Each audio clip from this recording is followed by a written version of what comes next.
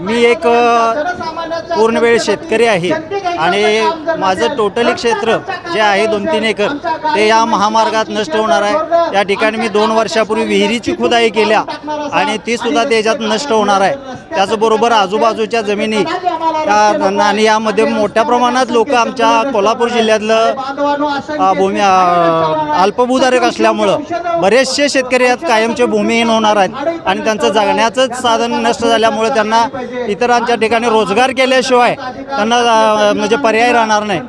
नोकऱ्या सहजासहजी उपलब्ध होऊ शकत नाहीत। आमच्या मराठी बांधवांना कुठला व्यवसाय करायचं कुठलं आम्ही कधी शिकवलं नाही किंवा त्यांना माहीत नाही। त्याच्यामुळं आमचं हे जगण्याचं साधन नष्ट झालं तर आम्ही करायचं काय, जगायचं कसं, ह्यामुळं आम्ही हा शक्तीपीठ विरोध करतोय।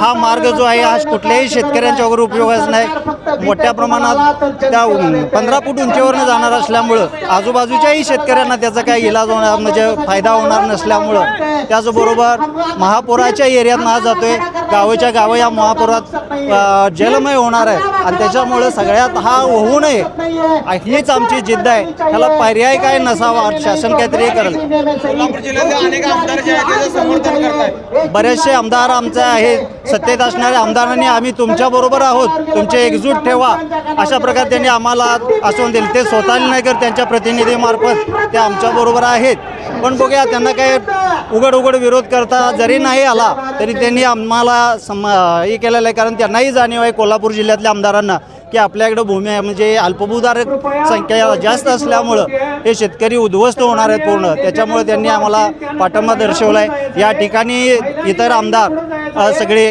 किंवा वेगवेगळ्या पक्षाचे सर्व पक्षांना एकत्रित घेऊन सर्वपक्षीय असा हा मोर्चा या ठिकाणी आयोजित केला आणि सगळ्या लोकांचा मोठा प्रतिसाद मिळाला पाहिजे आणि त्याच्यामुळं हा शक्तीपीठ रद्द झाला पाहिजे ही आमची भूमिका आहे। अशाच नवनवीन अपडेट्ससाठी डिजिटल कोल्हापूर चॅनेलला सबस्क्राईब करायला विसरू नका।